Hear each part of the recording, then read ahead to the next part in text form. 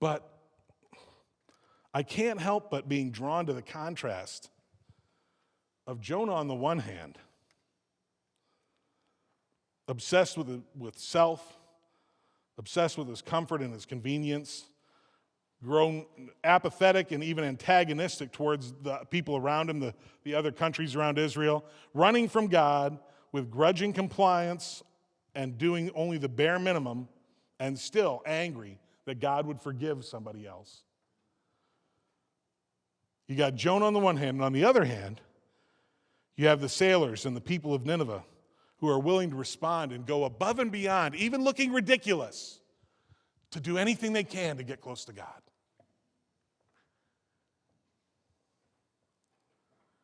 Even to the point of having their animals wearing sackcloth and ashes. It's quite a contrast.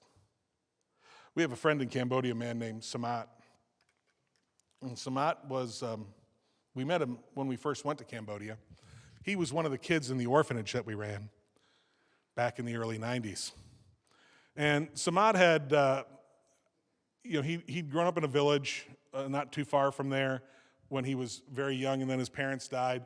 He had no relatives to take him in, but a neighbor lady who had nobody took him in and cared for him a little bit for a short time, but she was destitute herself. This is in the middle of the Civil War, is still going on. There's very little resources, very little of anything around. And so she really didn't have anything either. But then about a year or two after she had taken him in, the government built an orphanage in the provincial capital, and he was allowed to go to the orphanage to live. He was, like junior high, or late, like 6th, 7th grade age at that point. And he went there, and it was better in a lot of ways. I mean, he had access to a school, which was something he didn't before. He had, some food and some clothing and some shelter, but he started to have some other problems. He started to have problems where he couldn't keep up with the other kids. He'd get out of breath, and he'd fall behind, and he didn't seem to have much energy, and he started to have chest pains when he would lay down. And it got to the point where the pains were so bad that he couldn't lay down and sleep anymore on a regular bed. They had to take his bed and prop it up at a 45-degree angle, and he would lay on that to go to sleep because he couldn't take the pain from laying flat. There's something obviously wrong, and they really didn't know what. And there wasn't really any medical resources at the time. So one of the workers at the orphanage took Samat and took him to what we call a grutier. And a grutier is kind of like a cross between a traditional healer and a witch doctor. They use some herbal kind of things, but then they also use spiritism and stuff and demonic things to deal with problems. And they took him to this grutier and told him what was going on. And the guy asked Samat, he said, well, you live at the orphanage, right? And he said, yeah. And he says, and you go to this school over here? He says, yes, that's the school I go to. And he says, so you walk down this one road every day to go to school? He says, yeah. He says, well, when you're on your way to or from school, do you ever have to go to the bathroom? And he says, well, yeah. He says, well, what do you do? Well, I go wherever I have to go, He says, so have you ever urinated on this one tree, that big tree on the corner of this and that? He says, yeah, I have. He says, well, there's an evil spirit that lives in that tree, and you urinated on that spirit's tree, and you've offended it, and so that's why this is happening to you. I'm not making this up. This is what they told him. You urinated on the spirit's tree, and you now have to appease that spirit. Well, how do I do that? Well, you can offer a chicken. And this guy goes on and tells him and the orphanage worker how they can take a chicken and make a sacrifice to this spirit to alleviate this problem, to appease the spirit. And so they do. The orphanage worker helps them to get a chicken. They go and they make the sacrifice to the spirit living in this tree. And if you've ever had a chronic health problem or been around somebody with a chronic health problem, they have good days and bad days, right? Well, he hit a good day after they made this sacrifice, so they thought, oh, it must work. And so he's feeling okay for a little bit, and then it didn't take long before he had a bad day again, and he says, well, this isn't right. Something's still wrong. And so they'd offer something else to that spirit, and they tried to find other places with spirits that he might have offended and make sacrifices and offerings to these other spirits, and just nothing was really working. And about that time, the government asked the Assemblies of God to take over running that orphanage for them. See, it was a government-owned orphanage, but they asked the Assemblies of God to come in and operate it. So they did. There was a missionary that came in, And when they first came in, they started having church services in the town, and they would have church services on Sunday morning. Sunday evening, they would have English classes using the Bible to teach English. So Samat and some of the older boys at the orphanage started going to church and to these English classes. Not really because they believed any of it, not because they really wanted to know any of it, but because on Sunday mornings is when the orphanage staff would give the kids chores to do at the orphanage, but if they went to church, they didn't have to do chores. So they were good teenagers, wanted to avoid the work, and they said, well, we'll go to church. But if you go to church, you start to hear what's going on, and if you hear enough, you start to listen. And Samat started to listen, and it wasn't long before Samat found that he started to believe what they were talking about.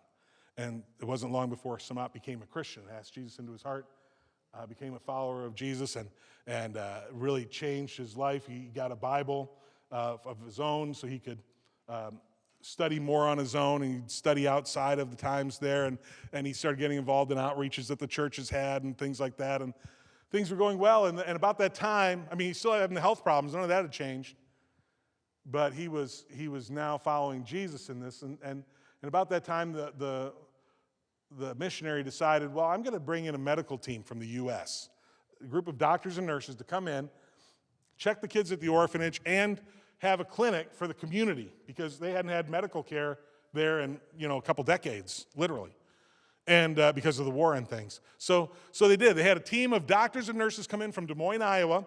They traveled to Cambodia, brought all this equipment, all this medicines and all this, and came in and set up and had this clinic for the community, and they checked all the kids at the orphanage, and there was a nurse who checked Samat. And she listened to his heart and said, there's something seriously wrong here. I'm not sure what exactly, but we need some more tests. So she took him down to the Capitol, and they didn't have much there either, but she was able to get him an EKG and a chest x-ray. And when she left to go back to America, she took the results from the EKG and the chest x-ray back to Des Moines, Iowa, and showed them to a cardiologist she worked with there. And he looked at him and he said, wow, this is really serious. He has a problem with his heart valve. It needs replacing. I'm surprised he's still alive. This needs to happen right away or he's not going to live long.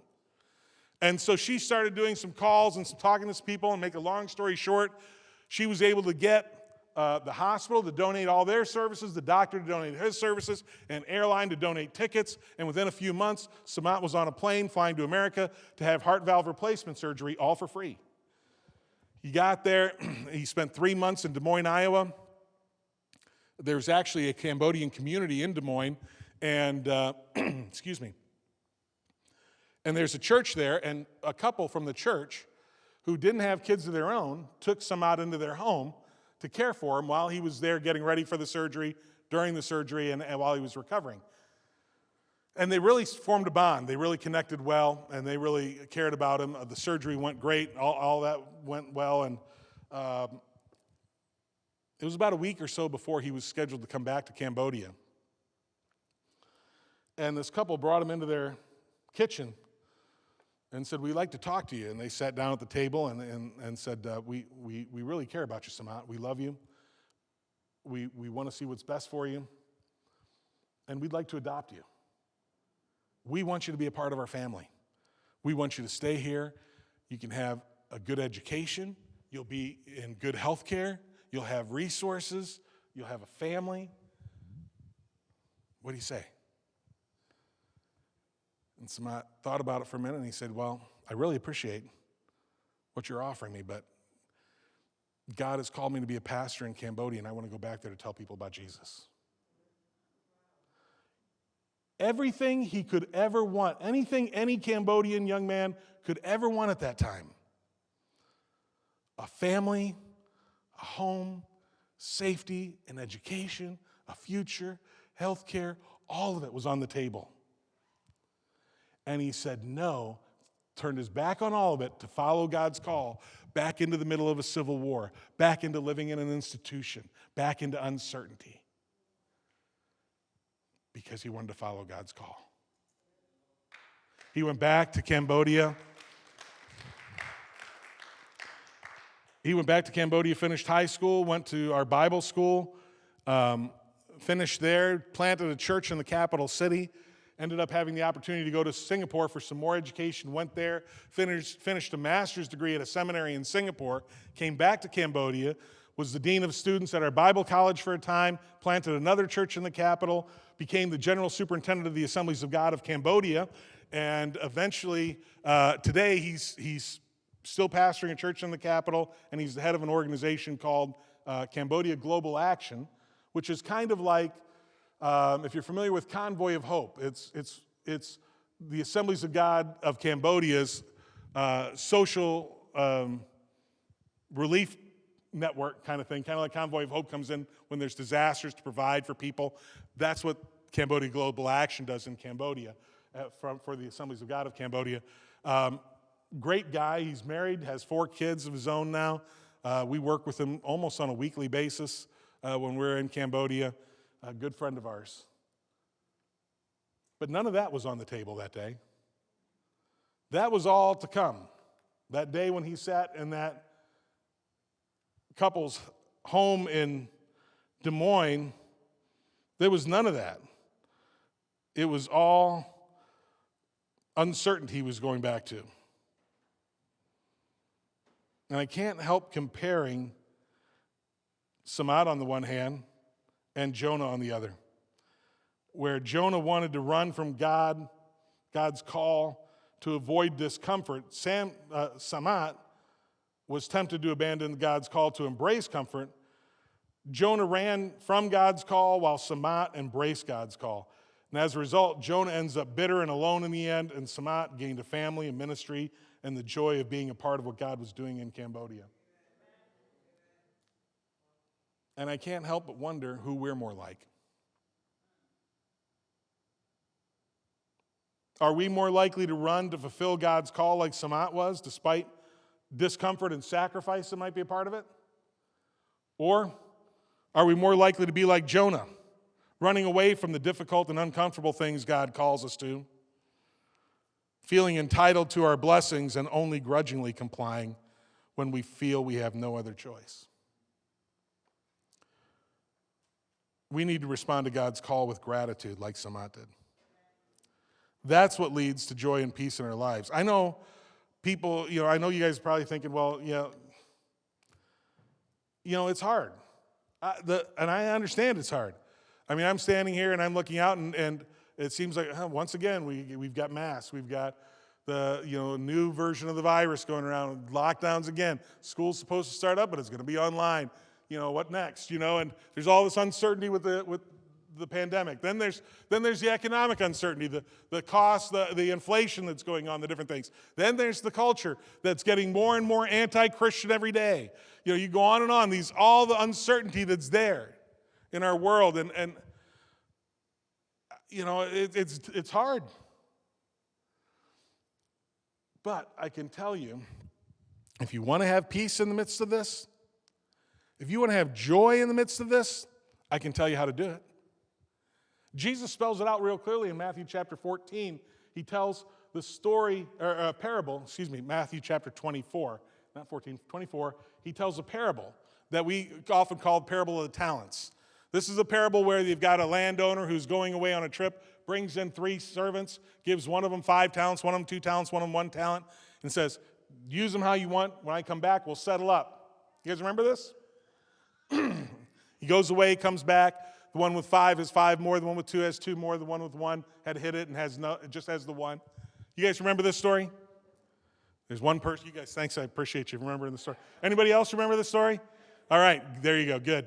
Now, have you guys heard anybody preach on this story on the parable of the talents? Okay, when they preached on the parable of the talents, did they focus on the guy with the 1 talent? Probably did, because we were like, don't be the guy with the 1 talent. I don't want to talk about him. I want to talk about the other 2.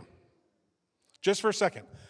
And I also should mention, sometimes when we preach about this or read about this, we think talent. Oh yeah, I can play the guitar. That's talent. I need to use my guitar, that's not what this is about. Okay, that's not the talents that they're talking about here. And I think those things are true. When God gives you a skill or an ability to do something, you should use it for his kingdom. But that's not what this is talking about. And when we substitute that in our mind, we miss the point. Because here's the deal. A talent, was a monetary unit equal to about $1.6 million. Do you get that? He brought in a servant and gave to the first servant over $8 million and said, hey, go have fun with this while I'm gone. Use it how you want. When I come back, we'll settle up. Brings in the second guy, gives him over $3 million and says, going out. Brings in the last guy, the guy with the one. That's still $1.6 million. Now, I'm assuming many of you, if not all of you, have a job. Have you ever had your boss call you in and say, hey, I'm going on a business trip? I've got $6 million I want you to take and use for the business any way you want, and we'll settle up when I come back. No. This landowner, this guy, this master, was giving an extravagant opportunity to these three men. And he wasn't overloading them because he says he gave to each one according to their ability. Right? So it's not like they were overwhelmed. He gave each according to his ability. He gave extravagantly to them this opportunity. He comes back. The one with 5 has 5 more. The one with 2 has 2 more. The one with 1 has the 1. What he says to the one with the 5 and the one with the 2, it's almost identical between the two. And this is what I want to what I want you to catch, is in part what he says to them when they come back and give them what they've earned. He says, well done, good and faithful servant. Enter into the joy of your master. You want to know how to have the joy of God fill your life? You want to have peace that passes understanding of the circumstances around you? Do what God calls you to do. And you will have peace like you've never had it before. You will have joy like you've never had it before. Is it going to cost you something? Probably. It's probably going to be a little uncomfortable. But I guarantee you, you'll never regret it. You can have the peace and joy of God filling your life by stepping out and doing what God calls you to do, or you can run from it and end up bitter and alone. It's your choice.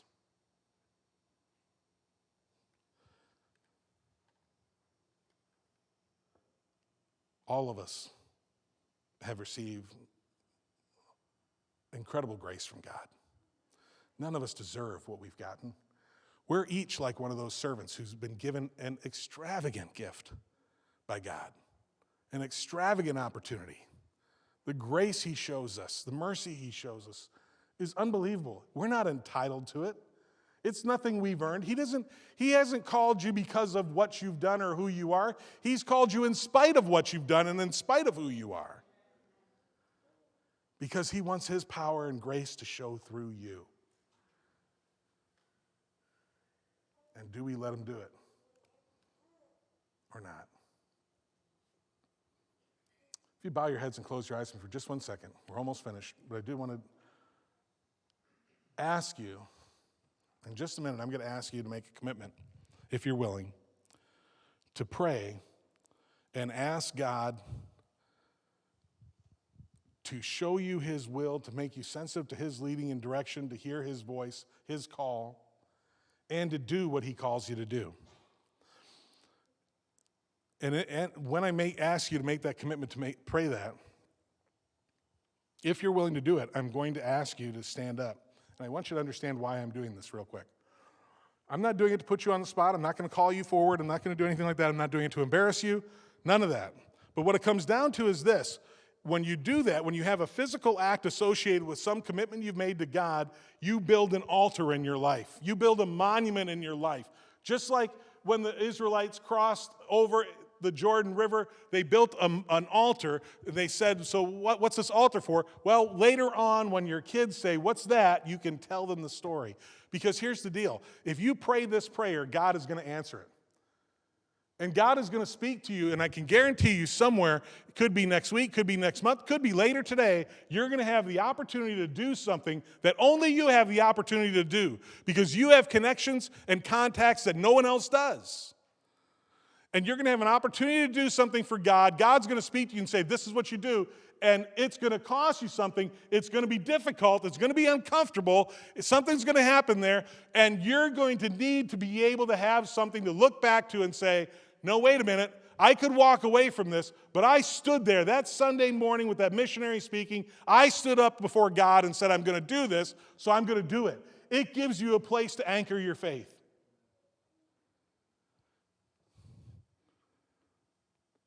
So I want to challenge you this morning to pray and ask God to help you to hear clearly His call every day.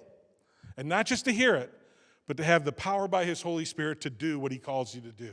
If you're willing to pray that prayer, I'd just like you to stand up right now wherever you're at. Not going to take a lot of time. Just right now, stand up, and we're going to pray, and we'll be wrapping up.